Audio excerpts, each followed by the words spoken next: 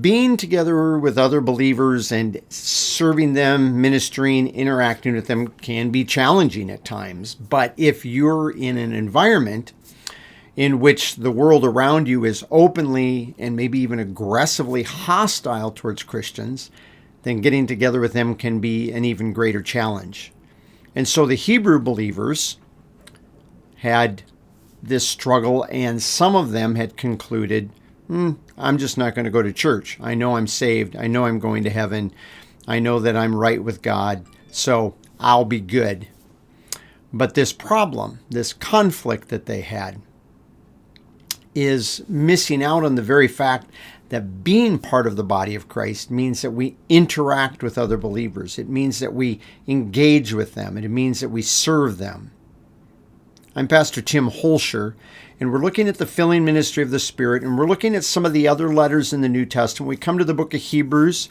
I'm not going to argue one way or another whether Paul wrote this, but if I slip and say Paul, you're going to get my opinion. But in Hebrews chapter 6 and verse 10, as Paul is writing to these group of believers who are now struggling with whether they should stay together, and some have even concluded they're not going to, Paul is encouraging them to think about the past as well as what's ahead. This is in Hebrews 6:10. Paul says, "For God is not unjust so as to forget your work and the love which you have shown towards his name by having served and still serving the saints." So Paul knows that some of these believers they're still doing the right thing. They're still serving. They're still taking care of one another. In fact, the church in Jerusalem, where these believers really cannot go to temple anymore, even though the temple is right there, and they can't go because the Jews aren't letting them go to temple anymore. And they don't need to. That's part of the book of Hebrews. But they don't understand and fully appreciate the fact that they don't need the temple anymore. These believers were noted in the book of Acts as actually laying down their lives by giving of their material resources to the needs of others.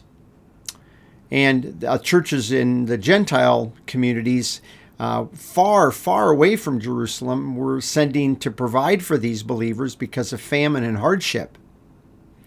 And yet these believers had been showing love, and love requires the filling of the Spirit, because love is a quality of the fruit from the Spirit.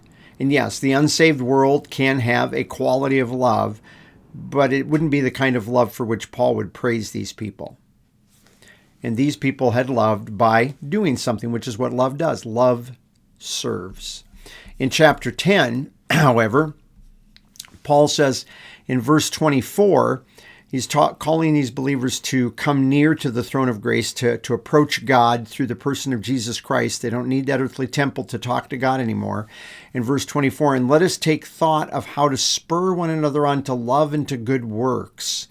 Now, the word spur is a word meaning to kind of prod, like had like a stick, and you kind of poked an animal to try to get an animal moving. He says we can kind of poke along and push along other believers to love and to good works, but love and good works imply that believers are going to be spiritual, that the filling of the Spirit is taking place so that these things can be manifested in a good way. But verse 25, "And not abandoning our own meetings," or meeting together, "as some are in the habit of doing, but encouraging each other." See, that love and those good works, we also exercise encouragement towards other believers. And but he said some had already made the habit of not getting together with the believers. They'd abandoned. It was easier to not be together with the believers than it was to meet with them and deal with just maybe the hardship of meeting with believers, but even more so the hardship of being associated with them because of outward persecution. But even so, when you're really going through that outward persecution, that's when you even more so need to get together with those believers. They are your family. They are your home. They are the ones with whom you need to spend time to encourage one another and continue doing good works to the needs of other believers. And as Paul's writing to these people, or the writer of Hebrews, who I happen to think is Paul, but that's beside the point, as he is encouraging these people to do this, he's thinking about the fact that they should know something about how to be filled by the Spirit. This wouldn't be something new. This letter is being written long enough, probably being written in the early 60s. And it's being written, enough time has passed that these believers should understand something or should have heard the teaching on how to be filled by the Spirit. And being filled by the Spirit, they would learn more or understand better about how to function together with other believers.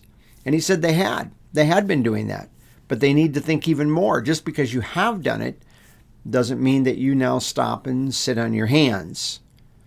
It means that now you have other opportunities, perhaps, to be engaged with these believers, looking out for them, doing love, doing good works, encouraging them.